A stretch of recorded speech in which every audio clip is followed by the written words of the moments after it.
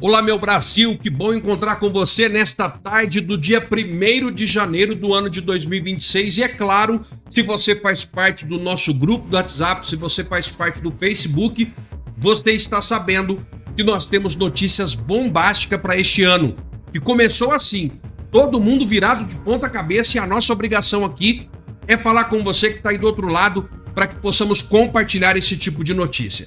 Se você não é inscrito, não é inscrita, inscreva-se no canal, vem para cá junto comigo, porque nós temos uma missão esse ano. Sim, missão no ano de 2026, escolher deputados e senadores de peito, ficha limpa, de coragem. Não é aquele que bate no peito, sou Brasil, não. Não. Olha o tanto de coisa que está acontecendo aí, metade das coisas poderiam estar sendo resolvidas se não fosse a maioria dos deputados frouxos e senadores frouxos. É por isso que a nossa responsabilidade aqui é grande, hein? Então vem junto comigo, dá o seu like, compartilha, coloca aqui pra mim onde você está me assistindo nesse dia 1º de janeiro. Eu quero estar junto com você durante todo o ano. Vamos para as notícias que o bicho tá pegando. Esse caminho daqui para frente ainda está um pouco obscuro, ainda é uma incógnita, no sentido de a gente ainda não sabe se Donald Trump vai fazer operações pontuais, como ele fez, por exemplo, com o Irã. Chegou ali, fez a operação, fez o que tinha que fazer e saiu.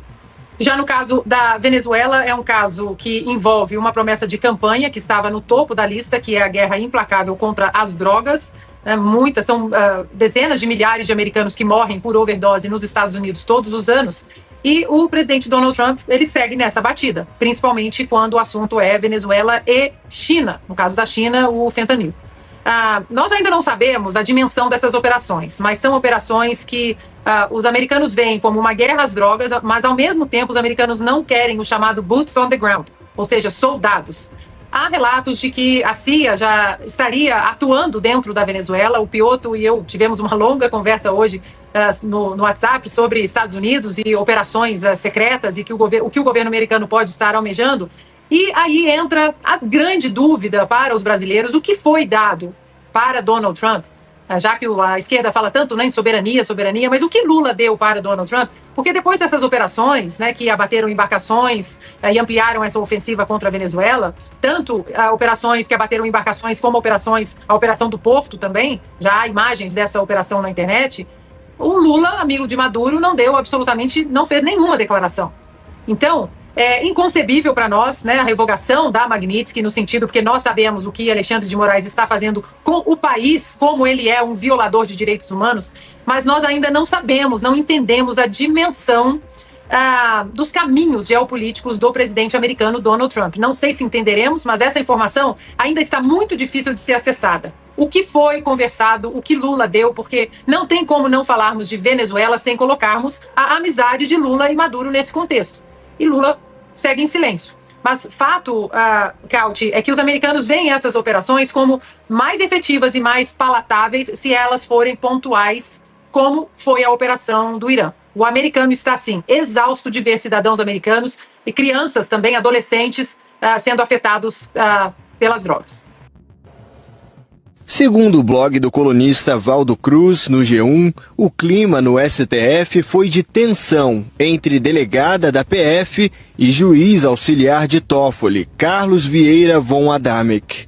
Uma das divergências surgiu quando, segundo o blog, o juiz auxiliar de Toffoli passou uma série de perguntas para a delegada, pedindo que ela fizesse aqueles questionamentos aos depoentes. Ela se recusou, dizendo que só podia fazer em seu nome as perguntas que considerasse adequadas. O juiz insistiu que ela seguisse a ordem.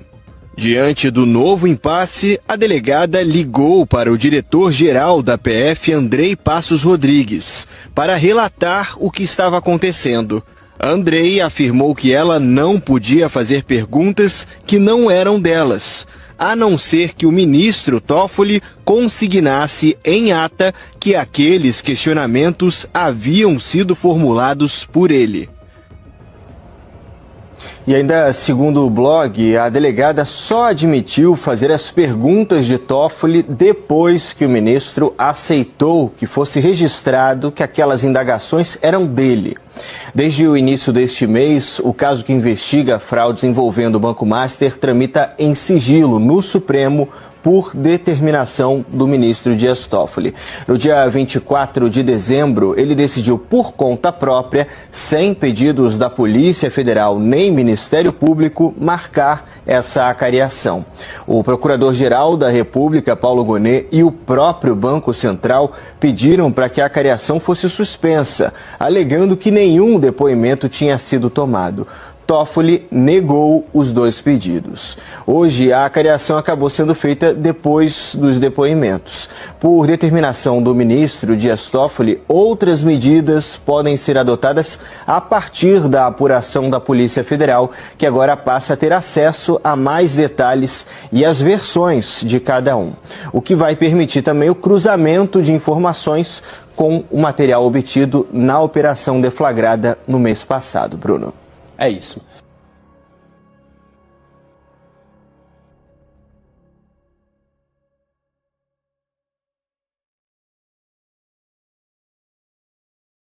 Vários desses jornalistas que estão fazendo essas matérias muito bem feitas, eles têm competência profissional, ou seja, e não faziam antes porque não havia interesse. Ou seja, há quem pague o tipo de jornalismo que nós temos no Brasil. Veja só, eu vou voltar àquela matéria do Lauro Jardim, só para pegar um outro parágrafo para que você e a nossa audiência veja. Olha o que ele fala. Nós tivemos a situação do avião, né, do Toffoli viajando para assistir a final da Libertadores com um advogado interessado na causa do banco, mas, segundo ele, eles só falaram de futebol.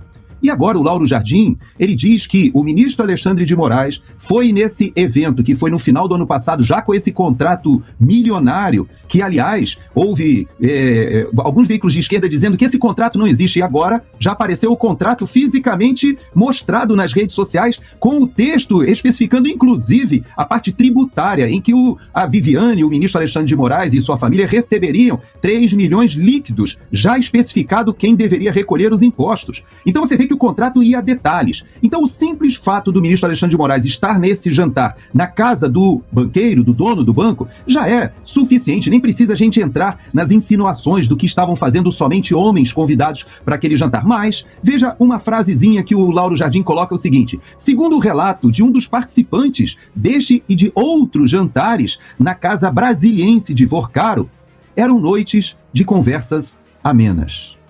Então você veja que quando eles querem, eles com toda a sutileza, eles obtêm as informações. E eu vou deixar para você, Paulo, não vamos aprofundar hoje, fica como você tem feito também, né, para nossa audiência, dizendo que existem informações dessa retirada da Lei Magnitsky que nós ainda não sabemos, que ainda estão vindo à tona. Mas eu vou colocar para você uma matéria de 25 de junho de 2025, matéria do Isto é Dinheiro. E vou colocar para a nossa audiência para dizer para vocês, fiquem atentos, porque tem muita coisa ainda por surgir. Olha só, o Banco Master anunciou sua entrada no Cross Border Interbank Payment System, o CIPS, o Sistema Interbancário de Pagamentos Internacionais da China, projetado para facilitar liquidações financeiras em moedas que não o dólar. Olha só, a medida posiciona o Banco Master, o banco como o único da América Latina a integrar essa rede de compensação, que vem ganhando importância como alternativa ao sistema tradicional do SWIFT, da infraestrutura da hegemonia do dólar. Então você veja que tem muitas coisas que estão vindo à tona agora, de conexões importantes. Agora nós já temos capital chinês colocado. E não podemos esquecer que quando ele estava decolando e foi preso, ele estava indo para os Emirados Árabes Unidos, ali para o Oriente Médio, segundo ele, porque havia um investidor internacional que compraria o banco, já que o Banco Central estava ali travando, estava melando a negociação com o BRB de Brasília, que jogaria no colo dos pagadores de impostos um banco estatal comprando um banco privado numa situação em que o Banco Central percebeu de total insolvência e faz essa intervenção e liquidação. Então você veja que tem muitos outros interesses subjacentes surgindo. Por isso eu tenho aconselhado, calma, vamos observar com calma, porque tem muito mais gente envolvida nessa transação e há interesses de grandes grupos poderosos que estão ali, desde a propaganda da Havaiana, que nós temos esses grupos por trás, também são os mesmos grupos que estão ligados a esse sistema financeiro que eu faço desafio a você que me ouve. Eu te pergunto, você conhece algum banqueiro no Brasil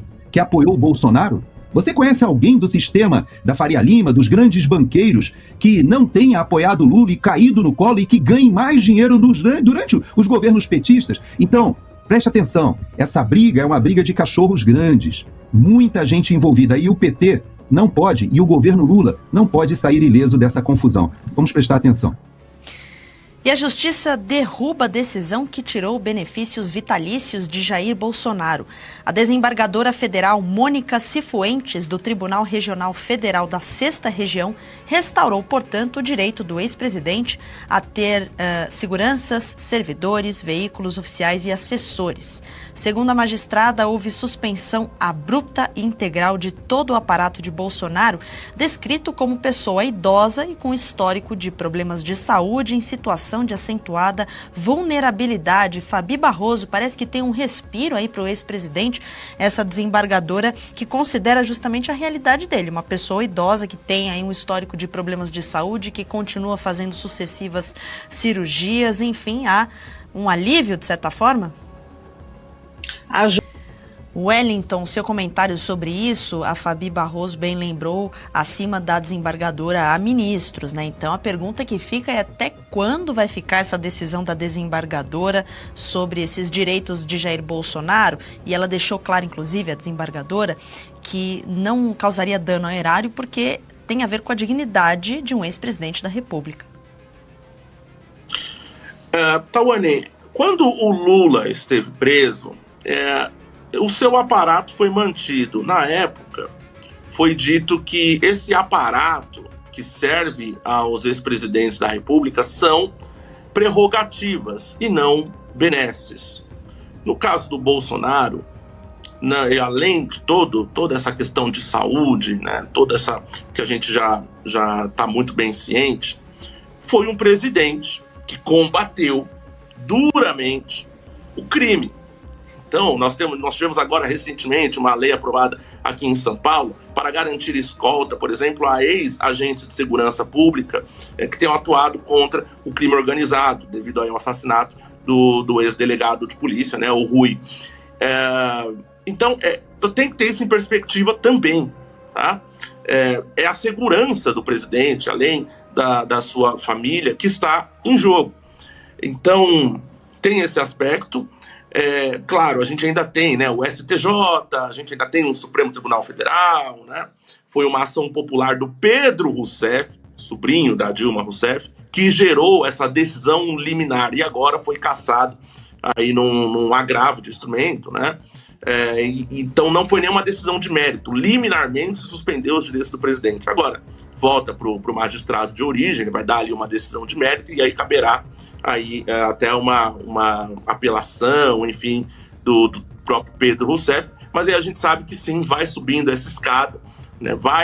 É uma questão que tende a chegar nos tribunais superiores, sim, e aí incide não a justiça, incide o fator político, né? Lamentavelmente, é esse o cenário que nós temos hoje, mas por hora um respiro de justiça nesse país. Gostou do conteúdo que viu por aqui no canal da Revista Oeste? Compartilhe e deixe o seu like.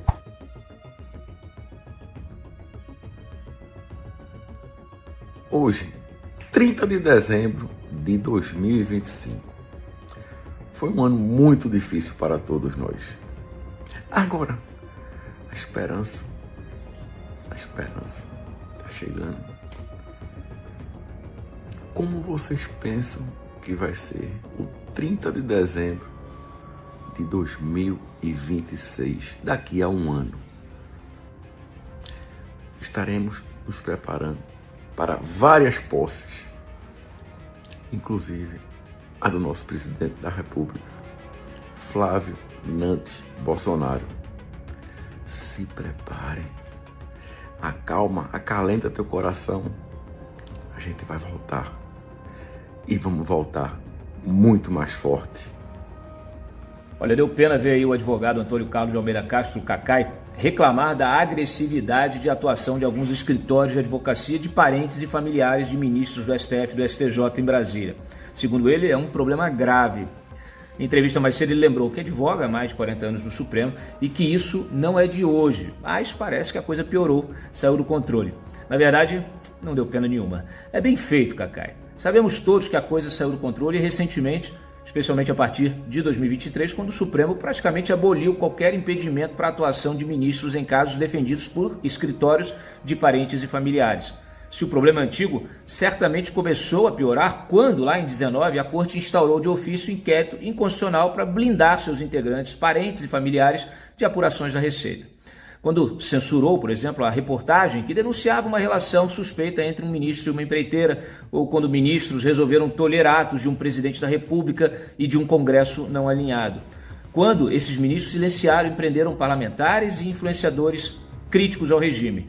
Quando esses mesmos ministros resolveram interferir numa eleição e depois prender e condenar apenas absurdas milhares de pessoas inocentes, cujo único crime foi se revoltar contra a interferência eleitoral. Cacai hoje denuncia toda uma orgia institucional sem querer admitir que desfrutou dela. Ou alguém aí conhece algum outro advogado capaz de desfilar de bermuda pelos corredores do Supremo.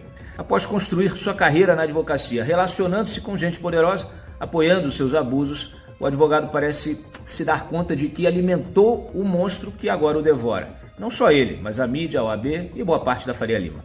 Gente que bateu palmas para todo tipo de arbítrio até se ver ameaçada por esse mesmo arbítrio. A consequência é que políticos e empresários enrascados já não precisam de intermediários. O garantismo seletivo destruiu a boa prática jurídica, a defesa técnica. Da pena mesmo é dos inocentes, de quem realmente precisa de justiça.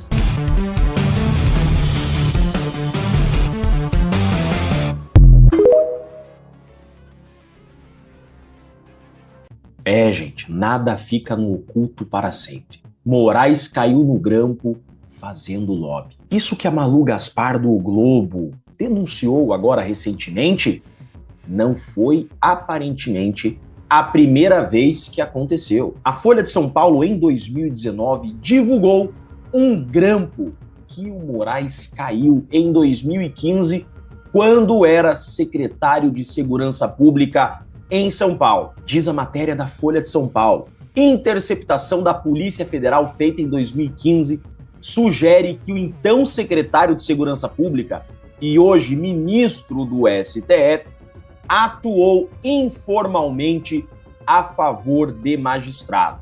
Vejam só, a Malu Gaspar, agora no dia 22 de dezembro, divulgou, em tese, um crime de advocacia administrativa, que é se utilizar da função pública, dessa toga, para satisfazer interesses particulares perante a administração pública. Inclusive, a militância caiu de pau em cima da Malu Gaspar, como se ela estivesse trazendo alguma informação mentirosa. Porém, entretanto, o tempo é a razão da verdade. Em 2015, segundo a Folha de São Paulo, Alexandre de Moraes já havia feito isso. Era secretário de Segurança Pública de São Paulo, do governo Alckmin, e estava advogando, fazendo lobby no STF a favor de um desembargador que estava sendo investigado. Ouça o grampo em que Moraes trata de lobby no STF com desembargador investigado. E a interceptação telefônica está aqui. Alô? Oi, Alexandre, tá bom, galera? Tudo bom? Como é que tá? Pecado aí. Vamos aí, entre uma porrada e outra, estamos sobrevivendo. Eu gosto de animação. E você, tudo bom? Vou mandar isso. Vai terça,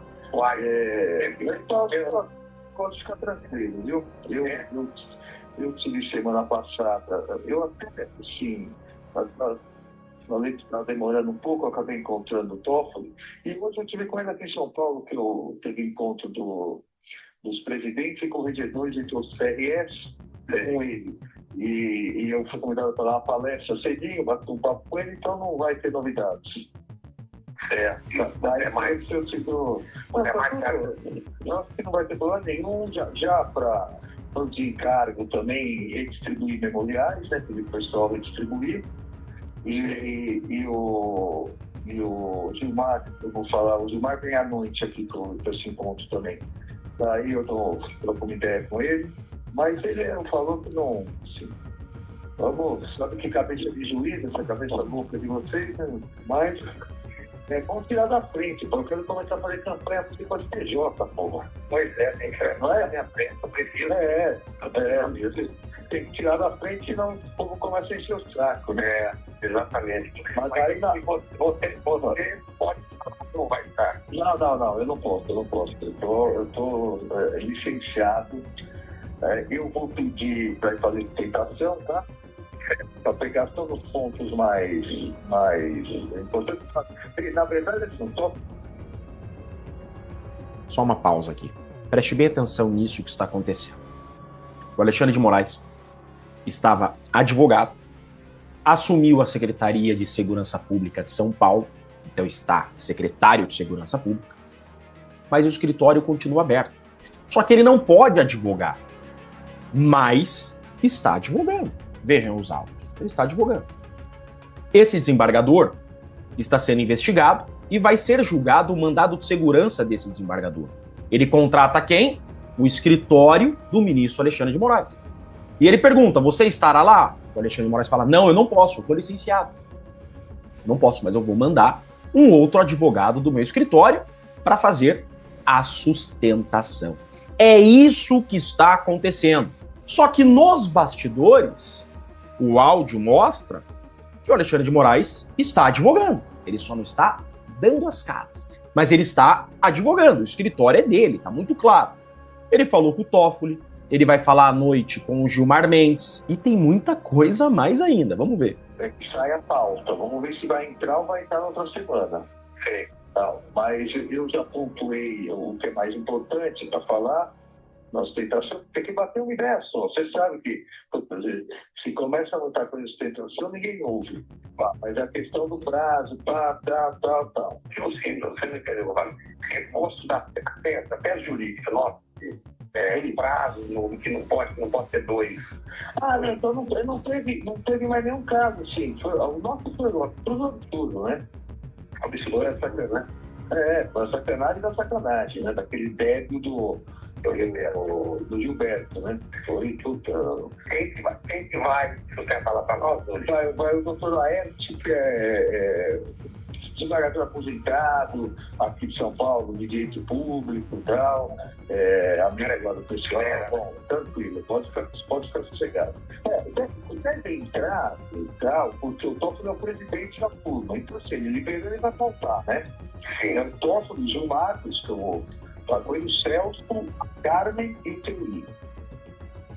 A Teoria é uma cara que conhece a gente. Então, a Carmen é daí, né, irmão? É daqui, conhece a gente aqui, sabe, conhece minha história aqui, né? Pelo menos. Se tiver alguém para se lembrar ela só, não é, por exemplo, tentar ver se eu converso. Essas coisas sempre são. Não vamos bobear no finalzinho, né? Exatamente. Você faz o eficaz, você pega todo, né? Teoria com ela. Não, sim. Então, assim, não, o próprio eu vou falar, eu pedi, apesar de não estar, né? Mas ele vai estar no jantar hoje, dos presidentes, eu vou pedir para o Lewandowski lembrar eles também, porque o Lewandowski queria eliminar ele, eu fui lá para ele falou que, né, calma, porque senão nós aqui em casa de férias, senão nós estamos fodidos, porque é louco, daí de janeiro o Lewandowski assumiu, eu fui lá no dia 16. E no próprio decisão ele já pode, mata, né? Então, eu vou com muito jeito ver se ele não se incomoda de dar um toque. Ok, aí vamos falando. Nitidamente advogando. Só que não poderia, senão seria advocacia administrativa. Aí agora, a Malu Gaspar divulga isso daqui. Alexandre de Moraes procurou o Galípolo para pedir pelo Master junto ao Banco Central e todo mundo duvida. Todo mundo duvida. Só que, em 2015, Alexandre de Moraes, licenciado como secretário de Segurança Pública, continuava, segundo o Grampo, advogando. Agora, sua esposa, com um contrato de 130 milhões de reais com o Banco Master, querem duvidar que Alexandre de Moraes tenha interesse nessa causa. Por quê? Porque hoje ele está licenciado da advocacia para ser ministro do STF. Ué, em 2015 ele estava licenciado também para ser secretário de Segurança Pública. Licenciado por licenciado não pode advogar nem na Secretaria de Segurança Pública, nem no STF. Só que o grampo mostra que ele já fez isso. Por que eu vou duvidar da matéria da Malu Gaspar? Então, segundo o Globo, segundo a Folha de São Paulo, veja que eu estou trazendo matérias jornalísticas, nada disso foi produzido por mim. Esse grampo telefônico foi divulgado pela Folha de São Paulo em 2019. Essa matéria é da Malu Gaspar, segundo ela, 6 fontes relataram para ela que o ministro Alexandre de Moraes estava advogando pelo escritório da sua esposa. Agora, sua esposa tem um contrato de 130 milhões com o Banco Master, mas querem duvidar que ele teria interesse em auxiliar sua esposa na execução desse contrato. Fato é que isso só demonstra que precisamos, com urgência, de uma reforma no sistema de justiça. É isso que dá advogados com relações políticas chegarem na Suprema Corte. Nós precisamos que a Suprema Corte seja formada por juízes de carreira. Juízes que, com meritocracia, sem indicações políticas, façam por merecer. Precisamos que a política se afaste por completo do poder judiciário. Senão, veremos reiteradamente situações como essa. Então vejam, não é a primeira vez que a imprensa divulga um envolvimento de lobby por parte de Alexandre de Moraes. Deixando bem claro, foi o Globo e a Folha de São Paulo que divulgaram isso daí. Eu sou Jeffrey Chiquini, eu sou advogado e deixo aqui um grande e forte abraço a todos. Pessoal, acabei de terminar minha corrida, a última do ano, e acabei de receber uma excelente notícia que eu tenho que compartilhar com vocês. Nós conseguimos atingir a meta de assinaturas para a abertura da CPMI do Banco Master. Eram necessárias 198 assinaturas, 171 assinaturas na Câmara e 27 no Senado. Ontem mesmo nós já tínhamos as assinaturas suficientes na Câmara, já tínhamos aí 173, alguma coisa assim, ou um pouco mais, faltava no Senado. E hoje meu assessor me ligou e disse que nós conseguimos já 177 assinaturas na Câmara, 28 no Senado, nós temos já 205 assinaturas, então temos quórum para abertura da CPMI. Mas, pessoal, não podemos esmorecer, não podemos ficar numa zona de conforto, porque a abertura do trabalho legislativo só recomeça em fevereiro, que é quando eu posso protocolar o pedido. Então nós temos que continuar cobrando, pressionando os deputados e senadores para assinarem a CPMI, porque precisamos ter um grande número de assinaturas, primeiro para ter força para a instalação, segundo, para nós termos uma gordurinha, porque com certeza haverá muita pressão para deputados e senadores retirarem as assinaturas. Mas é isso aí, vamos continuar trabalhando até fevereiro, pressionando os deputados e senadores que não assinaram. Vou continuar colocando quem já assinou e quem não assinou, para que vocês nos ajudem e vamos retomar os trabalhos dia 1º de fevereiro, já cobrando ao Alcolumbre para que instale a CPMI para investigar essa fraude que envolve inclusive os membros do STF. Valeu, feliz ano novo, muita paz, saúde, sucesso, prosperidade e proteção para todos. Boa tarde a todos. Muito obrigado pela presença dos senhores e das senhoras nesse momento difícil que o nosso país enfrenta, um momento que todos precisam se unir para defender o nosso Estado, que todos precisam se unir para defender a Constituição Federal. De antemão, eu quero parabenizar aqui a toda a imprensa brasileira, sem exceção, pelos últimos acontecimentos, mostrando ao povo brasileiro, através dos programas tradicionais da imprensa brasileira, em todos os meios de comunicação, os fatos que trouxeram a liderança da oposição nesse momento de recesso parlamentar, que suspendemos. Não é o Congresso que suspendeu, é a oposição que suspendeu momentaneamente para estarmos aqui apresentando, já informei aí, já dei o processo de impeachment contra o ministro Moraes, pelas gravíssimas acusações com relação ao Banco Master. O excelentíssimo ministro da Suprema Corte do nosso país é alvo de vários processos de impeachment, já tem mais de 30, com diversas acusações que os senhores são testemunha do que já apresentamos aqui. Porém, esse é um quanto diferente. Essa questão do Master abalou a República Federativa do Brasil em todos os setores, como os senhores estão divulgando diariamente. Como a jornalista aqui, que eu quero cumprimentar a todos vocês, independentemente de posições político-partidárias, que está sendo bastante agredida, atacada, a senhora Malu Gaspar. Eu presto toda a nossa solidariedade a ela, que eu jamais imaginaria que ela seria tão atacada como ela está sendo, para vocês observarem a situação que o Brasil se encontra. Então, estamos apresentando esse processo de impeachment com base na Lei 10.079 de 1950, combinado com o artigo 52 da nossa Carta Magna. E é importante a presença do senador Magno Malta aqui, é o que representa a nossa Casa Alta. Infelizmente não temos a maioria absoluta no Senado Federal ainda, mas com união e pressão do povo brasileiro poderemos chegar a esse número, como chegamos a 41 assinaturas, também quanto o mesmo ministro.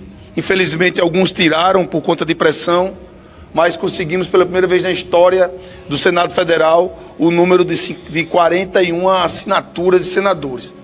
Então esse processo de impeachment, como vocês estão aí com as gravíssimas acusações, estamos aguardando mais assinaturas de senadores e de deputados federais.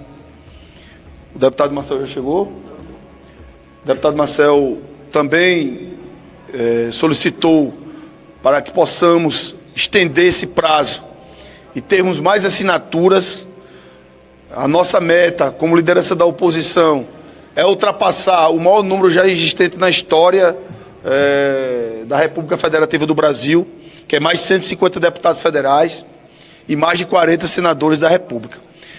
Vou abrir as perguntas, qualquer pergunta, fiquem à vontade, posteriormente que os parlamentares falarem nesse momento difícil da nossa República. O deputado Sargento Farrux, que vai pegar um voo agora de 15 para as 6, Vossa Excelência utiliza a palavra.